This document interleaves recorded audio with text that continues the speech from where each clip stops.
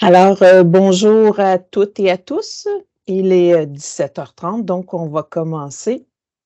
Donc, mon nom est Suzy Saint-Cerny. Je suis chercheure à la chaire en fiscalité et en finances publiques de l'Université de Sherbrooke. Donc, je collabore avec Luc Godbout, qui est le présentateur de ce soir. Alors, je vous souhaite la bienvenue à cette conférence sur la fiscalité des travailleurs expérimentés. À la chaire, on a publié quelques études sur le sujet, on a participé et organisé des conférences. Ça demeure toutefois un sujet d'intérêt, d'actualité. Ça touche beaucoup de personnes, ça touche des personnes un peu partout au Québec, d'où l'intérêt de refaire une conférence aujourd'hui. Donc, la Chambre de commerce et d'industrie région de Mégantic, la Ville de Boucherville et la Chambre de commerce et d'industrie région Quaticook ont décidé de se coordonner, de se jumeler pour organiser en collaboration avec la chaire cette conférence de ce soir. C'est donc Luc Godbout, qui est le chercheur principal et titulaire à la chaire, qui va faire la conférence. Le but, c'est qu'ultimement, à la fin de cette conférence-là, vous ayez les outils et les informations pour vous-même répondre à la question qui est le titre de la conférence. Donc, stop ou encore à 65 ans, je continue ou j'arrête de travailler. Donc, je vais céder la parole à M. Godbout. Moi, je vais revenir pour la période de questions. Pour les questions, quand on sera rendu à la période de questions, on va réactiver vos micros. Il sera possible de les poser verbalement ou en levant la main. Donc, il y a une petite main sur laquelle vous pouvez cliquer ou vous pouvez écrire vos questions tout au long de la présentation, dans la bulle, dans la conversation de la soirée. Donc, je cède la parole à Luc. À ton tour. Merci, Suzy. Alors, bonsoir tout le monde. Bien content donc d'être avec vous pour cette présentation sur est-ce que c'est rentable de continuer de travailler une fois rendu à la retraite ou non. Donc, rester ou retourner sur le marché du travail, un peu telle est la question. On entend souvent dire c'est pas payant d'aller gagner un revenu supplémentaire une fois que nous sommes à la retraite. On entend souvent dire je vais payer des impôts de plus à la fin de l'année si je continue de travailler une fois à la retraite. Je vais payer des cotisations sociales de plus si je reste sur le marché du travail une fois à la retraite ou je vais perdre certaines prestations.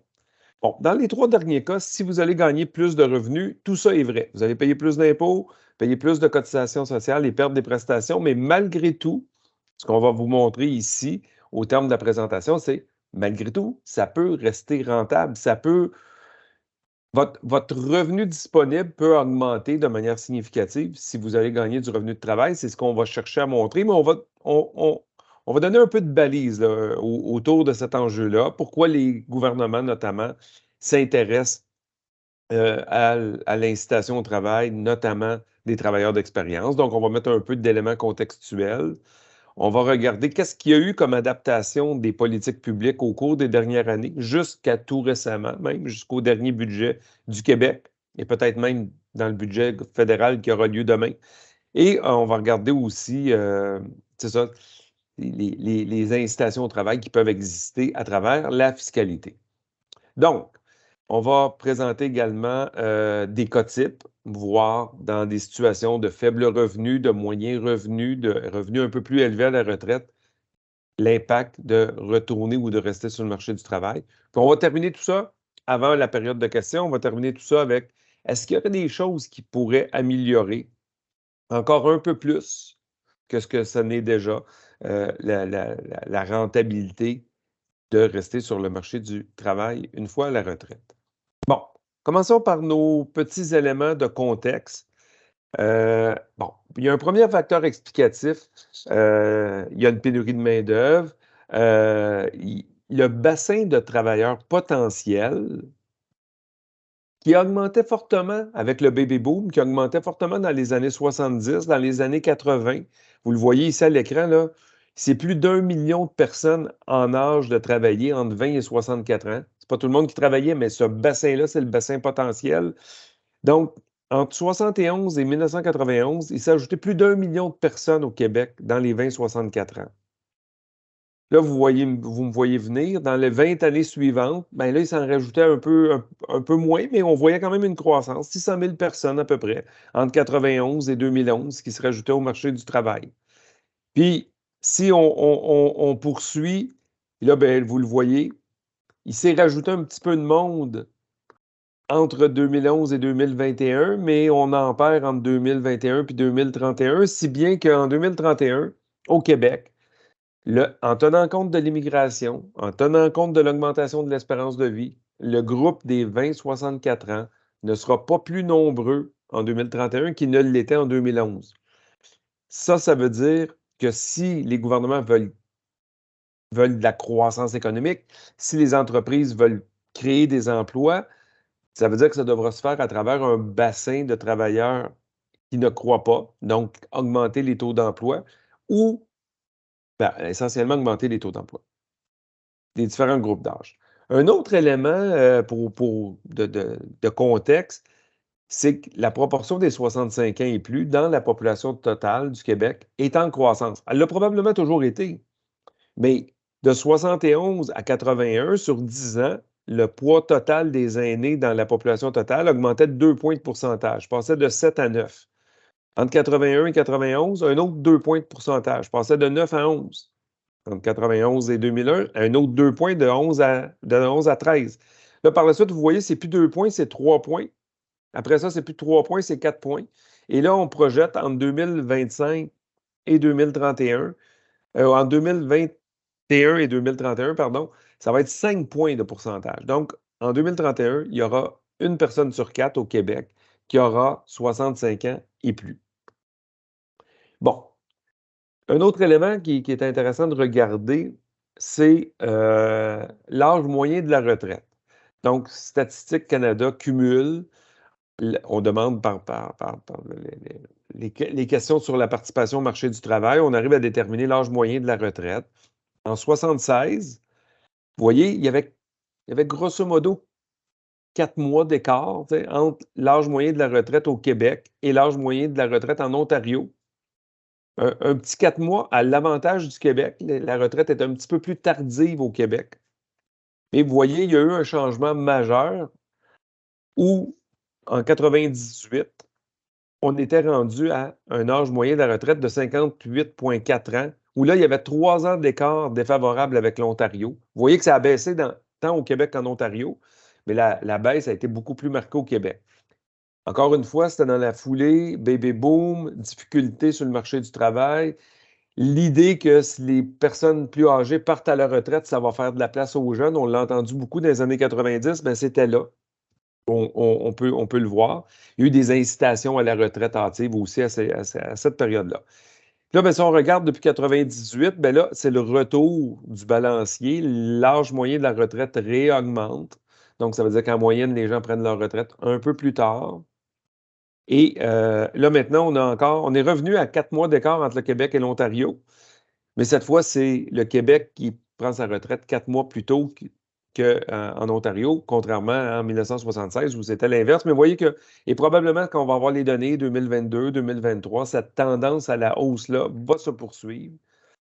Puis évidemment, un dernier point là-dedans qu'on ne voit pas, mais quand on parle d'âge moyen de la retraite, l'âge moyen dans la fonction publique va être plus bas que l'âge moyen dans le secteur privé. Puis l'âge moyen pour les travailleurs autonomes est également un peu plus élevé aussi que dans le secteur privé. Donc, c'est une moyenne. Ce n'est pas tout le monde qui prend la retraite aux mêmes âges. Bon.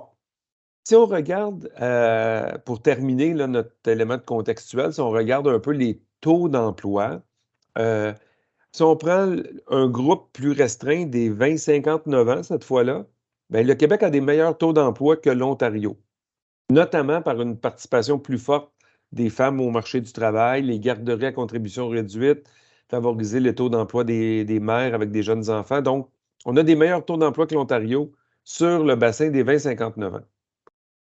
Par contre, dans le groupe des 60 à 64 ans, à gauche en bas, vous pouvez voir qu'on a des taux d'emploi plus faibles au Québec qu'en Ontario pour les 60-64 ans.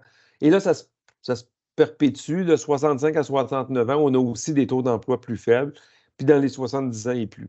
Bon, fait que les mesures d'incitation, ce qu'elles cherchent à faire, c'est essentiellement augmenter les taux d'emploi pour le groupe des 60 à 64 ans et pour le groupe des 65 à 69 ans. Donc, essentiellement, c'est les mesures qui sont visées ici. essentiellement. Vous voyez quand même, c'est ça, on le voit déjà, là, il y a une augmentation depuis 1998 des taux d'emploi des 60 et 64 ans et des 65 à 69 ans. Il y a une augmentation, mais l'écart est encore significatif avec l'Ontario. Donc, ceci, ça fait le tour un peu des éléments contextuels. On aborde le deuxième volet de la présentation.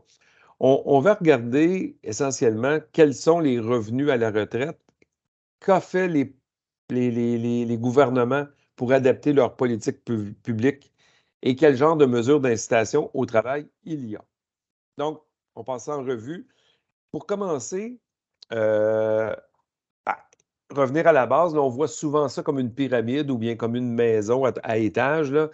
Il y a trois éléments aux revenus de retraite que les gens peuvent avoir. La fondation, c'est la sécurité de la vieillesse offerte par le gouvernement fédéral, donc la pension de sécurité de la vieillesse, qui est quasi universelle. Les plus riches la voient diminuer, voire éliminer, mais quasi 80, je ne sais pas le chiffre exact, là, mais c'est grosso modo, il y a au moins 95 des gens qui ont une prestation là, de la pension de sécurité de la vieillesse. Pour les moins riches, les moins nantis, le fédéral offre également un supplément de revenus garanti. Donc, c'est un minimum qui est offert et ce montant-là va décroître au fur et à mesure que vous gagnez des revenus. C'est pour ça qu'on arrive avec est-ce que c'est rentable de rester sur le marché du travail pour les moins nantis qui pourraient perdre ce montant-là.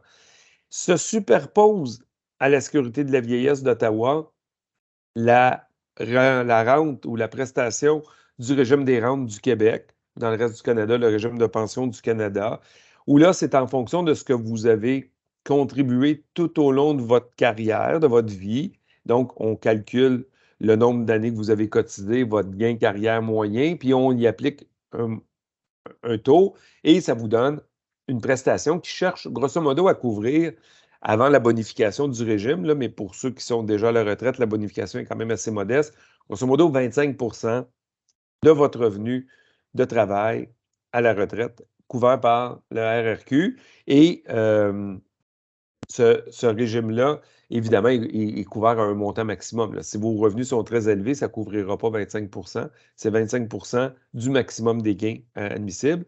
Et on vient compléter ça par certaines personnes qui ont des régimes de pension de l'employeur, qu'on appelle aussi les régimes RPA, régime de pension agréé, ou par des véhicules de plus de type REER, là, où là, c'est individuel, vous épargnez pour votre retraite. Ça vient compléter un peu ce que les gens peuvent avoir comme revenu à leur retraite. Là, le REER qui se convertira après 71 ans en fer, mais c'est la même logique d'avoir des revenus de retraite. Bon, je vous le disais, les gouvernements se sont adaptés dans une volonté notamment d'inciter au travail. Donc, quel genre de politique publique quel genre d'adaptation qu'il y a eu aux politiques publiques? Du côté du gouvernement fédéral, la pension de sécurité de la vieillesse a introduit en 2013 un mécanisme de report. Donc, depuis 2013, on n'est pas tenu de demander sa pension de sécurité de la vieillesse à 65 ans. On peut la demander à tout moment entre 65 ans et 70 ans. Et évidemment, plus on attend, plus il y a une majoration. Donc, on n'attend pas sans rendement, on attend avec une majoration de la prestation. Depuis juillet dernier, le gouvernement du fédéral toujours, est venu offrir une prestation bonifiée de 10 plus élevée à partir de, excusez-moi, à partir de 75 ans. Le gouvernement fédéral a aussi modifié le supplément de revenu garanti à partir de 2020. Donc, pour les personnes à faible revenu qui font l'effort de conserver un revenu de travail, la prise en compte des revenus de travail dans la détermination du supplément de revenu garanti est faite de manière allégée par rapport à si c'était un revenu qui proviendrait d'un REER. Donc, il y a une exonération. Les premiers 5 000 de revenus de travail ne sont pas considérés aux fins du supplément de revenu garanti. Et le 10 000 additionnel, on considère seulement 50 sous pour chaque dollar qu'on nous allons travailler, si bien que aller gagner jusqu'à 15 000 de revenus de travail, ça réduit soit aucunement sur le premier 5 000 ou partiellement sur le 10 000 additionnel, le supplément, mais de manière plus modeste que si c'était un revenu qui proviendrait de votre REER ou d'un revenu de loyer, etc. Et le gouvernement du Québec a depuis longtemps un mécanisme de report de sa rente. Il a été bonifié en 2014. Donc, depuis 2014, reporter sa rente jusqu'à 70 ans, les taux sont plus supérieurs. Il y a aussi une possibilité de l'anticiper à partir de 60 ans, on va y revenir.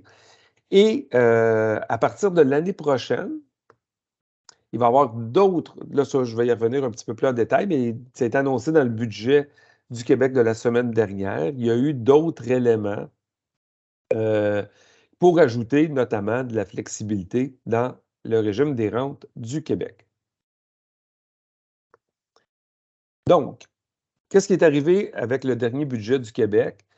Le régime des rentes du Québec est tenu à tous les 6 ans de faire des consultations publiques. Donc, en février dernier, il y a eu des consultations publiques et au terme de ces consultations publiques-là, le budget du ministre Girard de la semaine dernière est venu annoncer quels étaient les changements au régime des rentes du Québec. Bon, d'abord, il n'y a pas de changement sur l'âge normal de la retraite. La pleine rente est toujours versée à 65 ans. On peut l'anticiper toujours à partir de 60 ans, moyennant une réduction, comme on voit dans le tableau à droite que je vais expliquer un peu plus longuement. Puis, on peut la reporter jusqu'à 70 ans en 2023. Et à partir de 2024, on va pouvoir la reporter jusqu'à 72 ans. Et là, vous voyez, la pleine rente, elle est, en 2023, de 15 679. Vous pouvez faire le choix de la demander un an plus tôt, mais dans ce cas-là, vous auriez 14 550. Vous pouvez la demander comme ça jusqu'à 60 ans. Et dans ce cas-là, vous voyez, ce n'est plus 15 000 que vous avez droit, c'est 10 000. Puis si vous attendez, mettons qu'on est en 2024, puis on vous attendriez à 72 ans, c'est pratiquement 25 000 que vous avez droit. Donc, le 15 000 peut être réduit à 10 000, mais peut être majoré à 25 000. Évidemment, vous l'avez moins longtemps, mais vous avez un montant du gouvernement indexé et qui assure, dans le fond, il assure un risque de longévité. Puis des fois, les gens disent « Oui, mais est-ce que ça vaut la peine d'attendre? Ça va prendre plus de temps à récupérer mon argent. » Bien, regardons ici si on prenait simplement... Bon, puis premièrement, à 60 ans, on n'écrit pas pour dire « Je veux repousser ma rente à 72 ans. » là. Ça se fait à toutes les années, à tous les 3 mois. Vous pouvez décider quand vous voulez de demander votre rente. Donc, ce n'est pas un choix. Dans le fond, vous le faites 12, 16, 24 fois le choix. Vous le faites à chaque fois, vous dites « Ah, je vais attendre encore 6 mois, je vais attendre encore un peu. » C'est un choix comme ça. Mais quelqu'un qui la demande à 60 ans, c'est sûr que si on attend 61 ans pour la demander, on a perdu 10 000 parce qu'on n'a pas eu de rente à 60 ans. Mais vous voyez, on a 1 130 de plus à chaque année jusqu'à votre décès. Donc, la seule raison de la demander à 60 ans, c'est si vous avez l'assurance morale de mourir avant 71 ans. Parce que si vous êtes pour mourir plus tard que 71 ans, bien, vous êtes mieux d'attendre à 61 ans pour la demander, et ainsi de suite. Vous voyez, donc, il y a une forte rentabilité à ne pas anticiper sa rente parce que la rente est majorée comme ça. Puis vous le voyez, même passé 60 ans, bien, c'est 8,4 de bonification. Puis en plus, votre rente va être déterminée sur un montant plus élevé parce qu'à chaque année, le maximum des gains admissibles va être revu. Le M, c'est ça. Et donc, la rente va être déterminée sur un montant qui augmente plus vite que l'inflation. Donc, j'en ai dit beaucoup, je vais un peu vite, mais je vais continuer. Il y a une autre nouveauté qui est importante dans le budget de la semaine dernière, c'est qu'à partir de 2024, excusez, c'est un montant annuel. On va ici, là. Bon,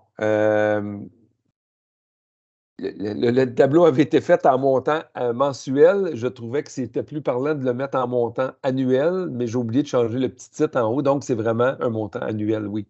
Pas 15 000 par mois. Non, non, non, non, non.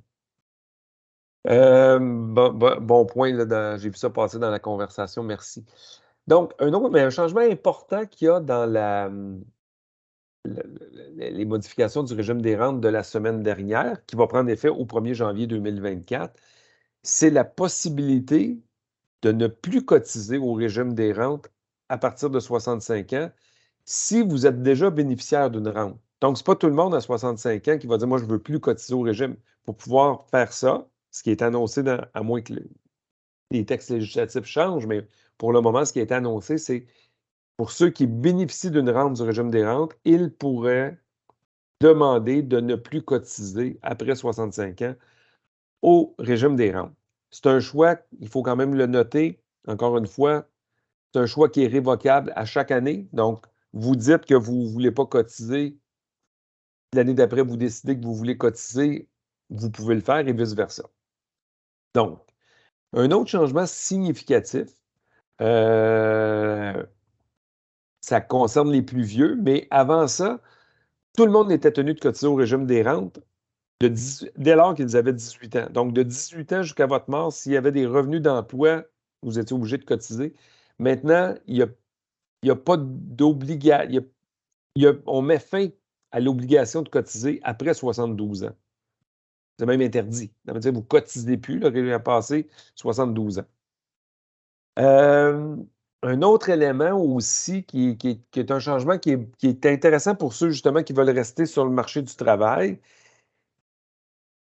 Si vous n'avez pas demandé votre rente, évidemment, il y a un calcul un peu complexe. Là, pour la rente, on enlève 15 des années les moins bonnes. Et à aller jusqu'à maintenant, si vous travaillez à temps partiel, ces années-là comptaient dans votre moyenne des gains.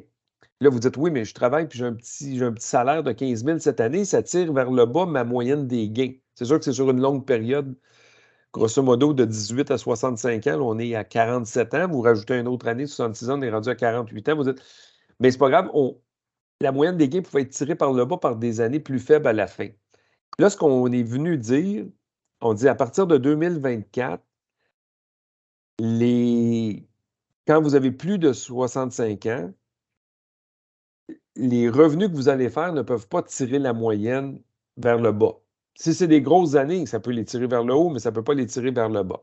Donc ça, c'est important quand même comme changement. C'est probablement les changements les plus significatifs.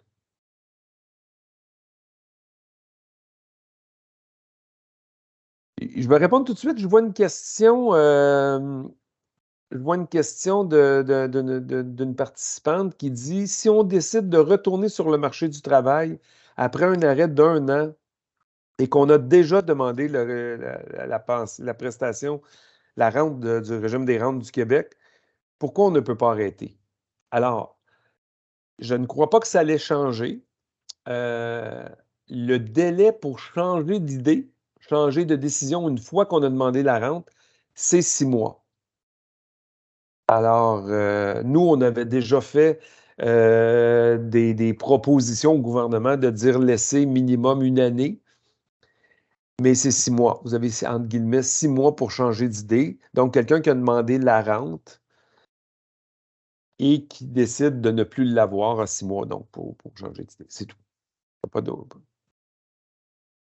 Là, ça dit, est-ce que mes cotisations seront diminuées?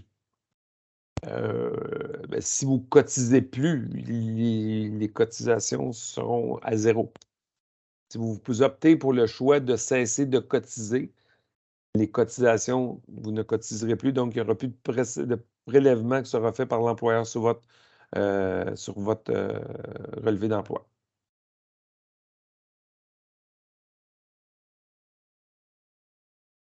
Bon, ici, là, je veux vous montrer un outil qu'on a fait. Ça date déjà de quelques années. c'est la logique que je veux vous montrer, pas nécessairement le niveau de détail. Je veux vous montrer, premièrement, là, on parle beaucoup d'incitation au travail, là, mais je veux qu'on prenne 2 minutes pour dire les régimes tels qu'ils sont conçus, quand on décide de reporter son RRQ ou de reporter sa pension de sécurité de la vieillesse, il n'y a pas de lien entre je reporte et je travaille. Vous pouvez reporter et pas travailler. Donc, c'est donner de la souplesse aux gens de dire, si je reporte le début de mes prestations, je peux aussi, comme on l'avait mentionné plus tôt, comme on l'avait vu, décaisser plus rapidement mes REER, par exemple. Et ici, je voulais juste l'illustrer. Ce qu'on avait fait il y a quelques années, c'était un peu pour... C'est un outil là, de simulation. Puis on avait dit, OK, bien, regardez, quelqu'un qui a le maximum des gains admissibles en 2023, 66 600. Puis, je peux demander mes prestations à 65 ans, mais je pourrais aussi demander, dire, je vais m'arrêter de travailler à 65, mais je vais demander mes prestations à 69 ans. C'est un exemple, là, ça pourrait être 66, ça pourrait être 70.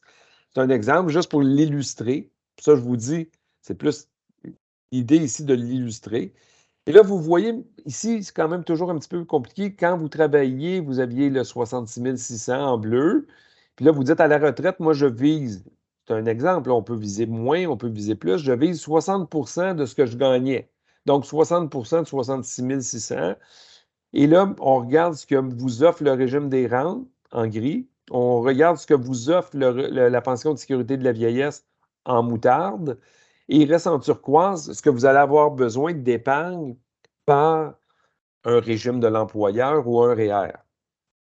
Là, ce qu'on dit, dans le fond, ici, on dit, bien, vous pouvez décider de repousser vos rentes. Là, l'exemple, c'est à 69 ans. Puis là, vous voyez que la majoration des rentes fait en sorte que de 69 ans jusqu'à votre décès, vous allez avoir besoin d'une quantité moindre d'épargne, mais vous allez en avoir eu besoin parce que vous n'aurez pas eu les prestations, vous allez en avoir besoin de plus de 65 à 69 ans. Donc, je remonte, c'est un choix entre je décaisse mon épargne plus rapidement au début de période en échange de rente et de pension de sécurité de la vieillesse plus élevées, indexées, si bien que je vais en avoir besoin moins pendant tout le reste de mes jours jusqu'à mon décès. Puis quelqu'un qui s'aperçoit et dit oui, puis ouais, mais j'en ai pas assez d'épargne, mais là, c'est là que tu dis, mais si tu travailles un peu, bien, tu viens encore une fois en repoussant tes prestations, c'est là que l'incitation au travail est là. Et là, tu dis, bien, dans ce contexte-là, ma quantité d'épargne requise est beaucoup plus faible que si j'avais demandé mes prestations à 65 ans. Fait que c'est un peu l'idée que ici, les possibilités que les gouvernements ont fait en permettant le report de certaines prestations.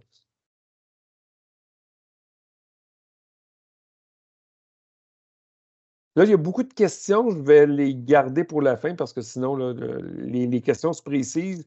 Je vais les garder un peu pour la fin, si vous le permettez. On y reviendra avec Suzy, là, qui va m'aider à animer la période de questions. Bon, on arrive aux mesures d'incitation au travail qui existent à travers la fiscalité canadienne et québécoise. Il y a des mesures d'application générale. Ces mesures-là, prime au travail et allocation canadienne du travailleur, c'est offert à tout travailleur, quel que soit son âge. Puis il y a aussi le bouclier fiscal, effectivement. Donc aussi, ça s'offre à tout le monde. Mais il y a une mesure plus spécifique pour la prolongation de carrière. Donc, les mesures, techniquement, ce n'est pas interdit d'avoir plus qu'une mesure à la fois, là. Donc, les mesures peuvent se superposer. Il y a le crédit prolongation de carrière qui existe depuis 2012, qui a quand même été fortement bonifié au fil des années. Et là, le crédit tel qu'il existe en 2023, une fois le budget de la semaine passée annoncé, c'est un crédit au taux de 14 %. Il était de 15 %, mais comme le taux d'impôt le plus bas a été ramené de 15 à 14, le crédit aussi a été ramené à 14 % et qui donne donc une économie d'impôt pour les gens de 65 ans ou plus de 1 540, puis de 1 400 pour les gens de 60 à 64 ans. Et ici, ce qui est quand même important, c'est cette admissibilité-là, ce crédit-là, vous n'avez rien si vous n'avez pas au moins 5 000 de revenus de travail. Après ça, quand vous avez droit à un montant maximum, dès lors que vous avez soit 10 000 ou soit 11 000 de revenus de travail excédant 5 000, donc soit que vous avez 15 ou 16 000 de revenus de travail, et vous commencez à perdre ce crédit-là lorsque, là c'est écrit en petit, mais grosso modo, à peu près autour de 38 000, 39 000, vous commencez à perdre le crédit progressivement au fur et à mesure que votre revenu de travail excède ce seuil-là. C'est important de noter ici, c'est juste le revenu de travail qui rentre. Donc, même si vous avez une pension d'un employeur, exemple 50 000 par année, vous décidez d'aller travailler et de gagner 25 000, le 25 000 va vous donner droit à ce crédit prolongation de carrière-là, puisqu'il n'entre pas dans la définition de... et parce que vous êtes entre le minimum et le maximum, vous êtes entre les deux bornes pour avoir droit à la prestation maximale. Donc, on rentre juste le revenu de travail pour l'admissibilité et non pas les autres revenus qu'on aurait pu avoir, revenus de pension, revenus de dividendes, revenus de location. C'est important de bien le comprendre, ça. C'est une particularité. Donc, nous voilà rendus dans des exemples pour avoir à répondre à la fameuse question, est-ce que c'est rentable ou non de rester sur le marché du travail ou d'y retourner? Donc, ce qu'on fait ici, c'est un calcul de qu'est-ce qui va rester dans vos poches sur le revenu de travail que vous allez chercher. Donc, on a essayé de construire l'indicateur de manière positive. Donc, c'est quoi la part de votre revenu de travail que vous allez conserver si un retraité va travailler? Donc, exemple, vous allez gagner un revenu de travail de 10 000 et votre revenu disponible augmente de 7 500. Ça veut donc dire que vous avez conservé 7 500 de votre revenu d'emploi. C'est la logique du calcul qu'on va faire dans les prochaines diapos. On considère effectivement tous les revenus de retraite et on vous donne un montant X de revenus de travail, puis on regarde la portion conservée de ce revenu de travail-là. Évidemment, on prend tout en compte, les impôts du gouvernement fédéral, du gouvernement du Québec, toutes les cotisations sociales possibles de type régime d'assurance parentale, régime d'assurance emploi, régime des rentes du Québec, le cas échéant, et même l'assurance médicaments. Puis, dans une majorité de cas, à 65 ans, les gens sont couverts par le régime d'assurance publique. Bon, je vous donne un premier exemple. Donc, là, on a pris une personne à faible revenu. Donc, on a pris une personne à faible revenu. Cette personne-là n'a aucune pension d'employeur, aucun REER. Elle ne compte que sur les prestations publiques pour vivre. En 2023, elle a donc une pension de sécurité de la vieillesse de 8 500 à peu près, un supplément de revenu garanti de 9 350. Elle a 5 000 du régime des rentes, donc pas une personne à revenu élevé. Elle a moins de 23 000 de revenus de pension publique. Vous voyez qu'elle ne paie aucun impôt fédéral, provincial. Elle ne paie pas de fonds de service de la santé, pas de cotisation sociale, mais elle paie malgré tout 273 $ du régime d'assurance médicaments. Elle a droit à un crédit de solidarité, elle a droit au crédit de TPS du gouvernement fédéral, ce que ça lui donne, en bout de piste, un revenu disponible pour consommer de 24 164. Là, la question, c'est de dire, si je vais gagner 10 000 $ de salaire, est-ce que c'est rentable? Puis qu'est-ce que je vais garder de ce 10 000 $-là? Donc, si la personne, c'est le même cas, vous voyez qu'on ajoute un 10 000 $ de revenus, de salaire. Vous voyez que là, ne paye toujours pas d'impôt, mais la cotisation au régime des rentes est augmentée. Il y a des cotisations à l'assurance médicaments, à l'assurance parentale, pardon, l'assurance régime des rentes et l'assurance chômage. Et les prestations publiques ne sont pas diminuées Et donc, le revenu disponible passe de 24 164 à 31 000, donc plus 6 300 quelque chose qui se rajoute. Et donc, pardon, j'ai manqué un chiffre, c'est 7 300 quelque chose qui s'ajoute. Donc, et donc, on pourrait dire que la personne va conserver 73 du 10 000 qu'elle va gagner. Et donc, il y a une certaine rentabilité à le faire. À partir de 2024, il sera possible de ne pas cotiser au régime des rentes si on a déjà demandé sa rente. C'était le cas ici, puisque la personne reçoit déjà la rente. Donc, si la personne décidait à faible revenu qui a déjà demandé sa rente et d'aller chercher le 10 000, de ne pas cotiser au régime des rentes, bien, le taux de conservation passerait de 73, que je venais de vous dire, à près de 76. Donc, une amélioration. Nous on l'a demandé au gouvernement de rendre facultatives les cotisations passées 65 ans. Les rendre facultatives, ça ne veut pas dire que personne doit cotiser. Ça ne veut pas dire que vous ne devez pas cotiser. Ça veut dire que vous pouvez choisir de ne pas cotiser. C'est une nuance importante parce que ça ne veut pas dire que ce n'est pas un bon choix de ne pas cotiser. Ça veut dire que si vous voulez ne pas payer ce montant-là, le garder dans vos poches, ben, c'est possible de le faire. Par contre, votre rente ne sera pas bonifiée. Ici, je veux vous montrer là, quelqu'un qui continuerait de cotiser, qui a déjà demandé sa rente, c'est le cas précédent, là, qui a déjà demandé sa rente et qui travaillerait pour aller gagner un 10 000 de revenus d'emploi. Sur ce 10 000-là de revenus d'emploi, la personne cotiserait 416 $. Son employeur cotiserait 416 $ pour un total de 832, mais la personne, c'est 416. Et en échange de ça, sa rente serait bonifiée de 43 $ par année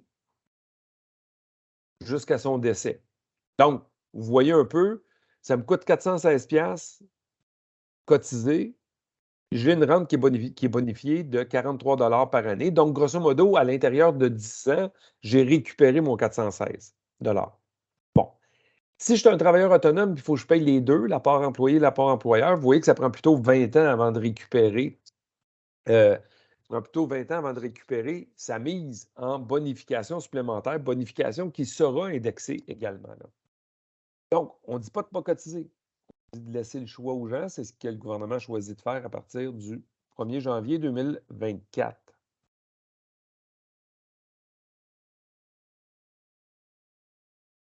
On vous a montré l'exemple d'une personne à faible revenu, puis on disait qu'on pouvait conserver 73 %. Ici, je vous donne, comme c'est une personne à faible revenu, il y a une possibilité que cette personne-là ait droit à l'allocation logement du gouvernement du Québec. L'allocation logement du gouvernement du Québec, c'est une aide financière qui est versée par Revenu Québec, qui n'est pas fiscale, il faut en faire la demande. Et il y a des conditions. Il faut qu'on consacre une bonne part de son loyer, plus de 30 % de son loyer pour y avoir droit. Il faut avoir 50 ans et plus ou bien avoir un enfant mineur et avoir, c'est ça. Là, vous voyez, une personne seule, il faut que ça gagne moins que 20 000 $ de revenus puis consacrer plus de 30 %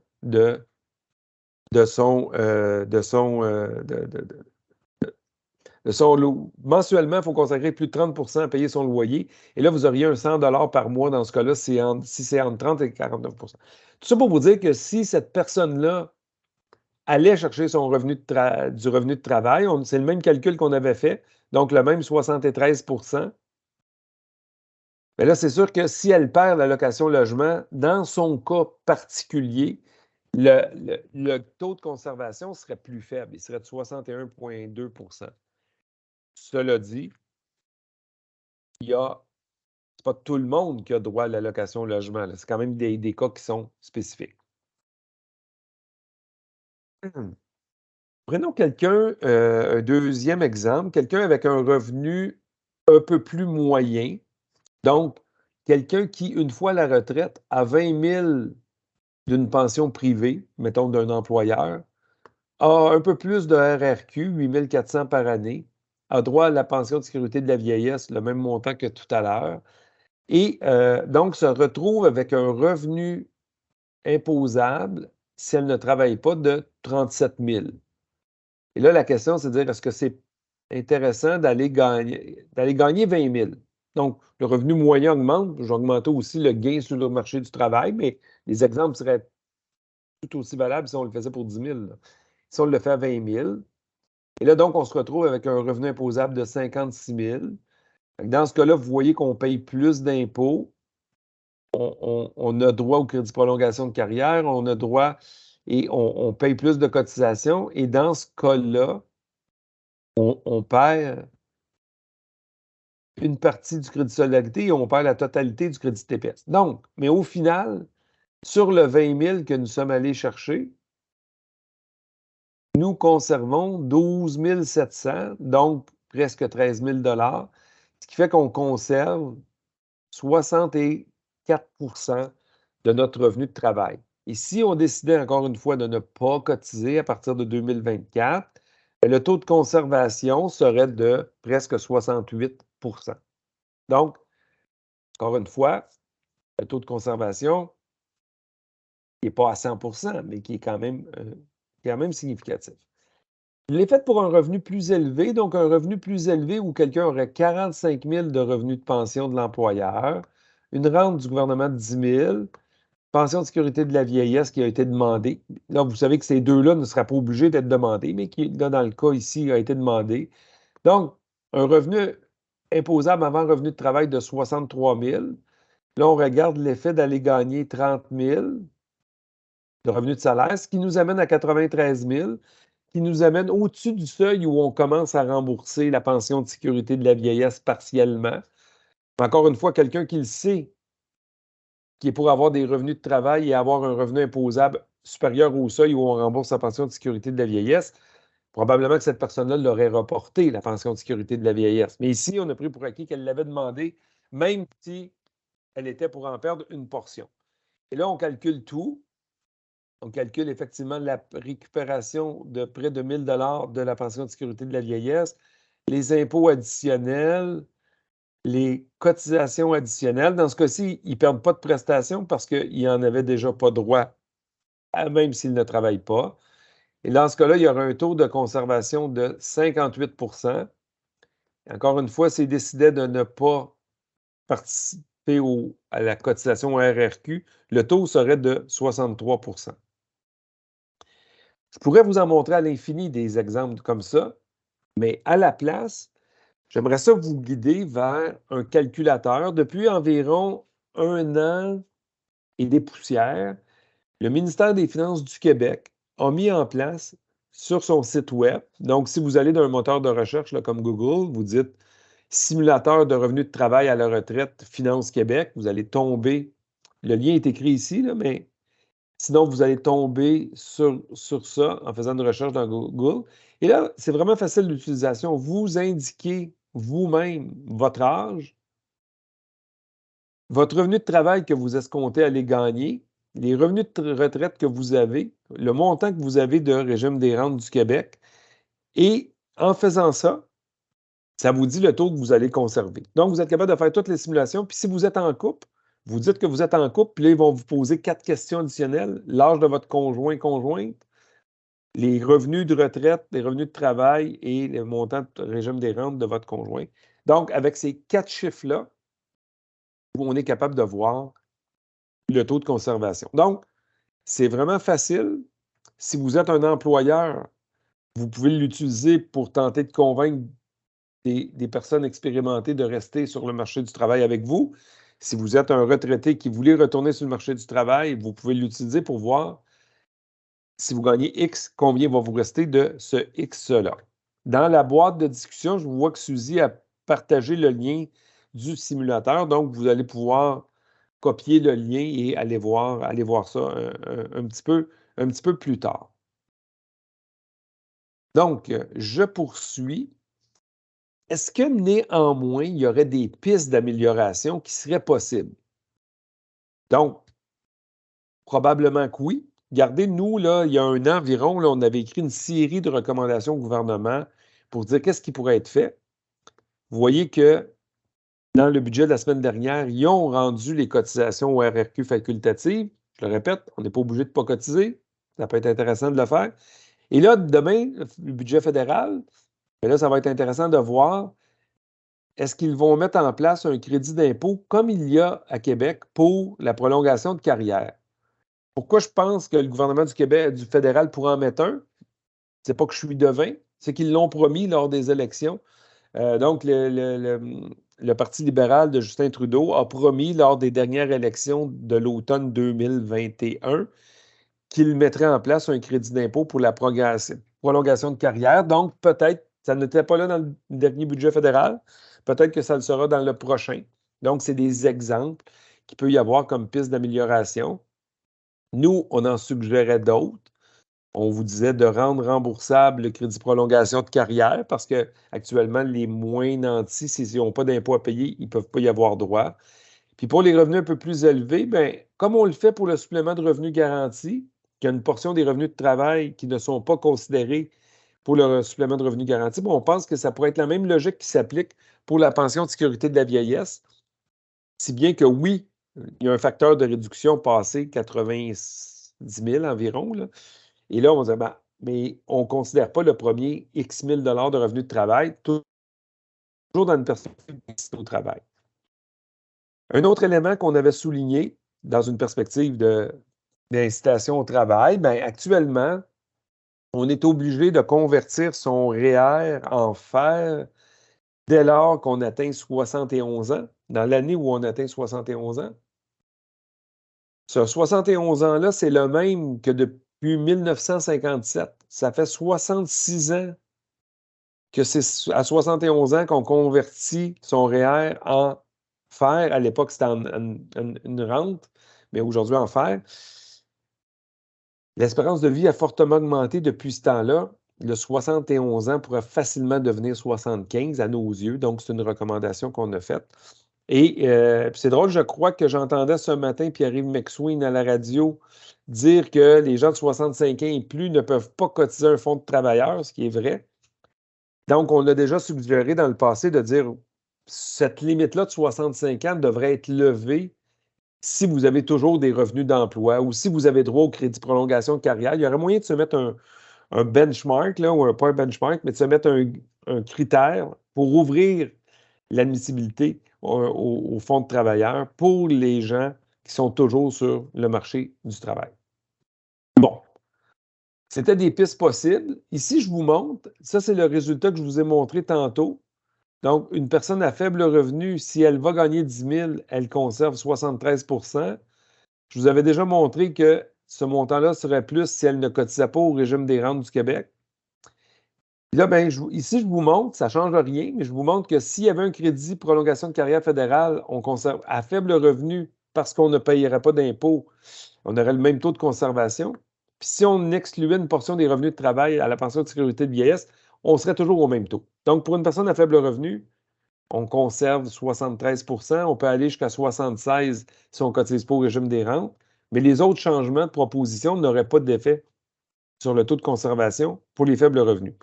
Par contre, à revenus plus élevés, revenu moyen, avec un 20 000 de salaire, on passerait de 63 à 68 sans cotiser au RRQ. Si le fédéral mettait demain ou une autre année le crédit prolongation de carrière fédérale, on voit qu'on augmenterait de 7 points le taux de conservation. Puis, encore une fois, les revenus sont trop modestes. Même si on excluait des revenus de travail de la PSV, ça ne changerait rien. Ici, à revenus plus élevés, on voit qu'on est un taux de conservation plus faible. Si on ne cotise plus au régime des rentes, ça monte à 63, monte à 67 si le fédéral mettait en place un crédit prolongation de carrière. Et s'il excluait les premiers X 1000 $ de revenus dans la détermination de la pension de sécurité de la vieillesse, bien là, ce serait possible de voir encore une fois le taux de conservation plus élevé apparaître. Donc, c'est des pistes possibles, pas obligatoires, des pistes possibles qui peuvent être faites pour améliorer l'incitation au travail des personnes à plus faible revenu, des personnes à revenus un peu plus moyens et même des personnes à revenus un peu plus élevés qui font le choix de travailler pour augmenter leurs revenus disponibles. Bon, dans le fond, j'ai dit beaucoup de choses en peu de temps. Qu'est-ce qu'on doit retenir? On peut retenir que c'est souvent plus payant qu'on pense de rester sur le marché du travail ou d'y retourner, même si on paye plus d'impôts, même si on perd certaines prestations. Le gain net d'augmentation du revenu disponible est significatif. On en conserve une plus grande part du revenu de travail qu'on pouvait l'imaginer. Puis, il y a certains éléments qui peuvent encore améliorer la situation, donc des rentes facultatives, les cotisations au régime des rentes en étaient une, mais là, on le voit avec les modifications au régime des rentes, il y a d'autres alternatives. Il y a le crédit qui pourrait être remboursable, etc. Il y a une piste qui pourrait améliorer encore le taux de conservation du revenu de travail. Il faut juste faire attention un peu dans les promesses. Des fois, là, on entend, il y en a qui souhaiteraient que les aînés ne payent plus d'impôt sur le revenu. Ce n'est malheureusement possible. Pas possible. Je vous réfère un peu au début de la présentation où on disait les 65 ans et plus vont représenter une personne sur 4 dans 10 ans. Après ça, vous dire le nombre des 20-64 ans n'est pas en augmentation. Donc, pour financer les services publics, il faut que tout le monde y contribue, y compris les aînés. Il y a néanmoins des mesures qui sont mises en place pour que le travail soit attractif, mais il faut quand même, à la hauteur de nos moyens, continuer de contribuer au financement des services publics. Je m'arrête là-dessus, Suzy. J'ai vu passer quelques-unes, mais je n'ai pas eu le temps de tout voir, les commentaires, questions, si c'est possible de les reprendre un peu. Certainement, je les ai donc notés, mis de côté. Je vous rappelle, j'ai autorisé les micros maintenant, donc s'il y a des gens qui ont des questions, vous pouvez lever la main. On pourra aussi passer de cette façon-là. Je vais quand même commencer avec les questions qui ont été posées tout au long. Donc, il y en a eu plusieurs au moment où tu parlais des changements du régime des rentes du Québec. Donc, quelqu'un pose comme question, est-ce que ça veut dire que si je ne cotise plus au RRQ, ça va réduire la part de l'employeur? Donc, exemple de 6,4 en 2023. Mais si vous ne cotisez plus, votre employeur aussi ne cotise plus. Là, je ne peux pas en dire plus, là, mais je pense que ça répond à la question. Donc, tout à fait. C'est la cotisation de l'employeur est rattachée à la vôtre. Si vous ne cotisez pas, l'employeur ne cotise pas. Parfait. Si je retourne sur le marché du travail à 3 jours semaine, est-ce que le RRQ va refaire un calcul si j'ai entre 60 et 65 ans? Ça, j'imagine, c'est la notion des mauvaises années ou du 15 il y a deux éléments, ça dépend. Si vous n'avez pas demandé votre rente encore, puis vous avez entre 60 et 62 ans, puis vous continuez de travailler 3 jours par semaine, dans ce cas-là, oui, vous allez devoir cotiser. Et on va tenir compte de ces années-là pour déterminer la moyenne des gains, mais vous avez droit à 15 d'années moins rentables qui sont éliminées. Donc, dépendamment quand est-ce que vous avez eu vos bonnes années de travail, est-ce qu'il y en a qui les ont plus jeunes, il y en a qui les ont en milieu de carrière, il y en a qui les ont à la fin. Donc, mais ça va être pris en compte. Si vous avez déjà demandé votre rente et que vous continuez de travailler 3 jours semaine, que vous ayez 62 ans ou 70 ans, puis vous continuez de cotiser, ces cotisations-là, je l'ai montré dans le diapo, vous allez payer et au 1er janvier de l'année suivante, votre rente va être, vous allez avoir une rente supplémentée qu'ils appellent, donc une rente supplémentaire et qui va être calculée en fonction de votre cotisation sur votre revenu cotisable. Dans l'exemple que j'avais dit, je crois que ça vous coûtait 416 de cotisation en 2023 et ça bonifiait la rente de 43 Mais si c'est 20 000 que vous avez gagné, mais vous allez payer plus, puis la bonification sera supérieure également. Là. Merci, Luc. Question de négociation. Quelqu'un qui demande si on arrête de cotiser, est-ce que ce serait une bonne idée de demander à l'employeur de me remettre sa part, ainsi éviter? Je pense que ça devient interdit de le demander, c'est ça. C'est ça. Il y a pénurie de main-d'œuvre. Et si vous... Mais je vous dirais, oui, c'est possible, tout se demande. Ce que je vous suggère, par contre, c'est avant de dire je ne veux plus cotiser parce que c'est possible de ne plus cotiser, assurez-vous que c'est le bon choix de le faire. Parce que néanmoins, dépendamment de vos situations, ça peut bonifier fortement votre rente de continuer de travailler, là, de continuer de cotiser. C'est pas un C'est choix ça. c'est pas un choix si facile que ça à faire. Il faut quand même le considérer. Ça dépend de votre gain carrière moyen, ça dépend du nombre d'années que vous avez cotisé, ça dépend d'une série de facteurs. Et en ce moment, on n'en a pas parlé, mais il y a le régime de base au régime des rentes du Québec et il y a un régime additionnel, supplémentaire. Et ce régime-là est en voie d'être mis en œuvre. Donc, c'est sûr que lui, il existe depuis seulement 2019. Donc, vous n'avez pas cotisé longtemps à ce régime-là, si vous êtes sur le point de prendre votre retraite. Et donc, chaque année, il va vous donner une année de plus dans cette rente supplémentaire-là. Et donc, cette rente complémentaire-là. Donc, ça peut être aussi un élément à considérer. Merci, Luc. Je pense que tu as répondu à une autre des questions où quelqu'un disait recommandez-vous de cesser les cotisations au RRQ? La question, c'est que la réponse, c'est que ça dépend de chacun. Il faut faire le calcul correctement, finalement. Oui. C'est un peu ça. Et qu'est-ce que je pourrais dire? C'est sûr que, par exemple, quelqu'un qui est immigré au Québec, qui est arrivé à 45 ans, probablement que la réponse est non, qu'il doit continuer de cotiser parce qu'il n'y a pas beaucoup d'années de cotisation. Quelqu'un qui a commencé à travailler dans l'entreprise de son père à 18 ans, puis de ses parents à 18 ans, puis qui a déjà toujours cotisé le maximum, peut-être que la réponse serait différente. Mais on a une expérience parce que dans le reste du Canada, ce choix-là était déjà possible depuis de nombreuses années. Et ce qu'on observe, je n'ai pas le chiffre exact, là, mais c'est soit 40 ou soit 60 des gens qui continuent de cotiser. Bon, fait que, mettons, arrondissons à une pièce à 50 là. Fait qu'il y en a, c'est pas tout le monde qui le fait. Donc, c'est pas un choix massif.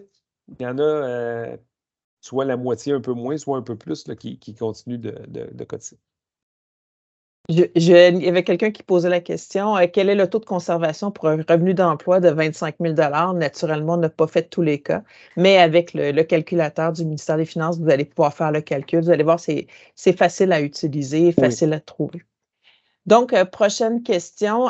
Pourquoi le crédit d'impôt pour travailleurs expérimentés font-ils comme neige au soleil pour des revenus plus élevés, comme si la prolongation de carrière pour ces personnes comptait moins, selon vous? C'est pas selon moi, mais Ben non, selon vous, c'est pourquoi? Excuse-moi. OK. C'est moi qui ai mal formulé, OK. j'ai mal OK. reformulé la question. Non, c'est ça. Selon toi, pourquoi? Bon. Le gouvernement, on peut présumer, le ministère des Finances, là, quand ils ont mis en place cette mesure-là, ils se sont dit, les gens qui ont des grands revenus de travail passés 65 ans, ils le font parce qu'ils ont envie de continuer à participer au marché du travail.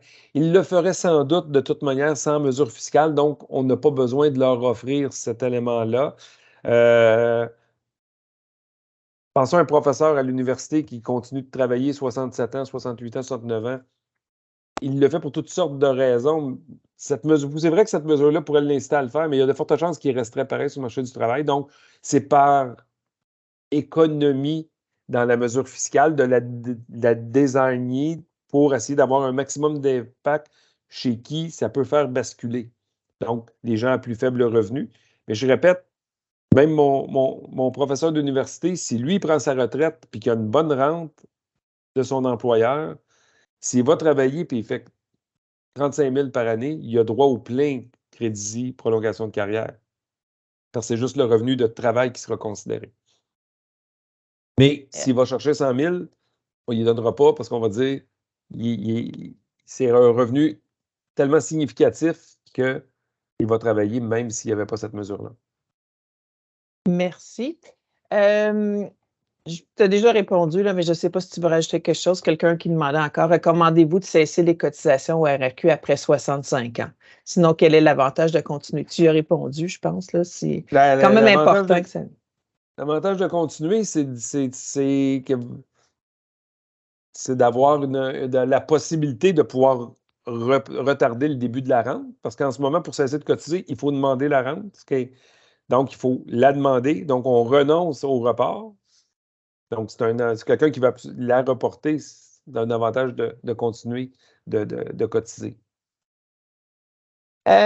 2 ou 3 personnes ont demandé s'il était possible de recevoir notre présentation ou ta présentation, excuse-moi, ensuite, on va la rendre disponible auprès de ceux auprès de qui vous vous êtes inscrits finalement. Donc, vous pourrez y avoir accès avec plaisir, il n'y a pas de problème.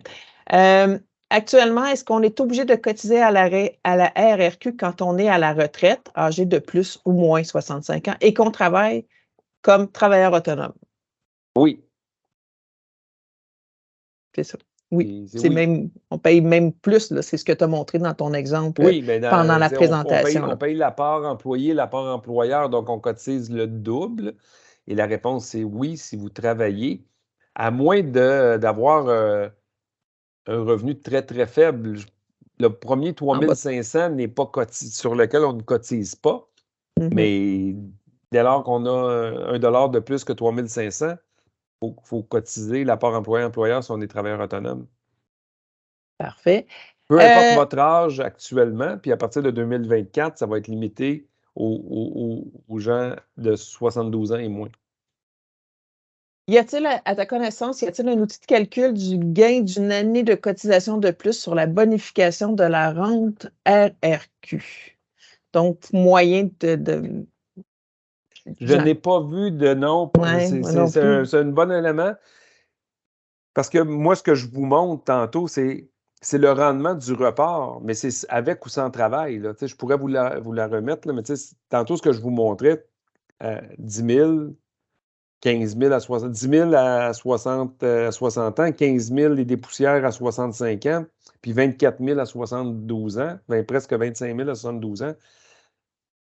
Ça ne veut pas dire qu'il faut avoir travaillé plus, ça veut juste dire c'est qu'on a droit au maximum et on attend. Ça, c'est la bonification pure. Un autre élément qui peut se rajouter, c'est qu'à chaque année que vous attendez, comme c'est déterminé sur le maximum des gains admissibles, le maximum des gains admissibles augmente plus que l'inflation. Donc, il y a un autre gain qui va là.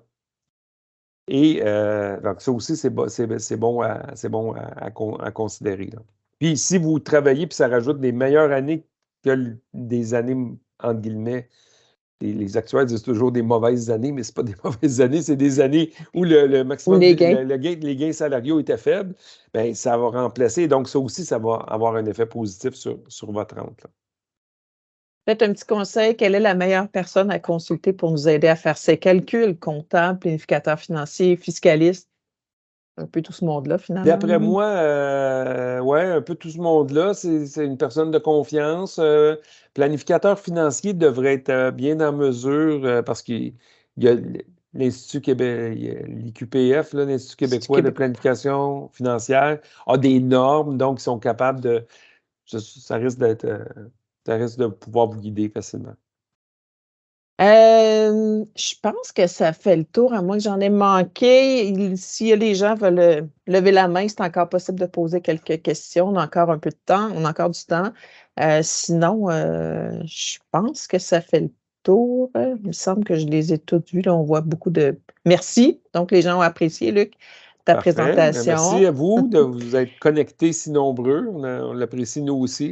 Donc, on va rendre disponible la présentation et aussi la captation vidéo aux organismes, là, donc à la Chambre de commerce et d'industrie de région Mégantic, à la Ville de Boucherville et à la Chambre de commerce et d'industrie région Coaticook. Donc, merci à vous tous. Peut-être une petite question de Patrick. Donc, une main levée, oui. Oui, une main levée. Patrick Duguay. Allez-y. Il y a deux mains. Oui, deux mains levées. J'essaie d'ouvrir ma caméra, mais ça ne fonctionne pas. Mais pas de problème. Allez-y, on vous entend bien. Oui, je voulais savoir si on prend sa retraite, si on décide de prendre la retraite,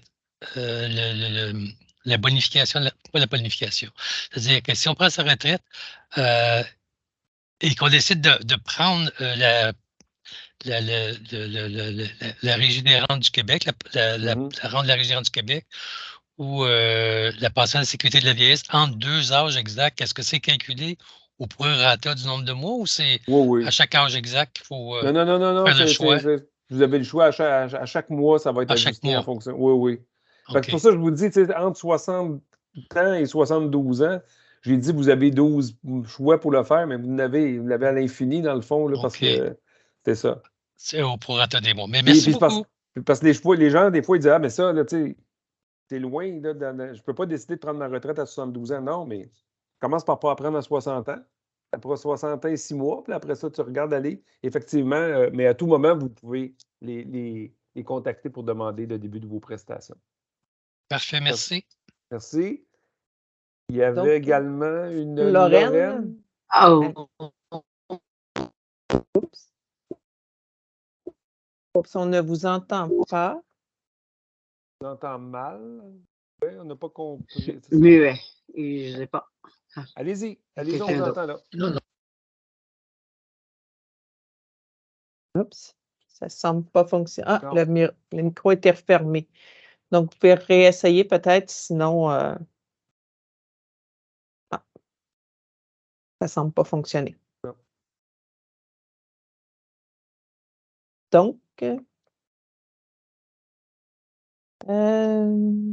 Donc, si j'ai bien compris, je peux décider de prendre mes rentes et par la suite arrêter de le prendre dans les 6 mois. Vous m'entendez?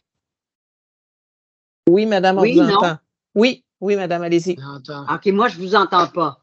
Mais vous m'entendez? Oui, on vous entend. Ben, ça va être enregistré? Oui. Alors, ma question est, vous avez parlé, je crois que c'est des propositions pour les faire.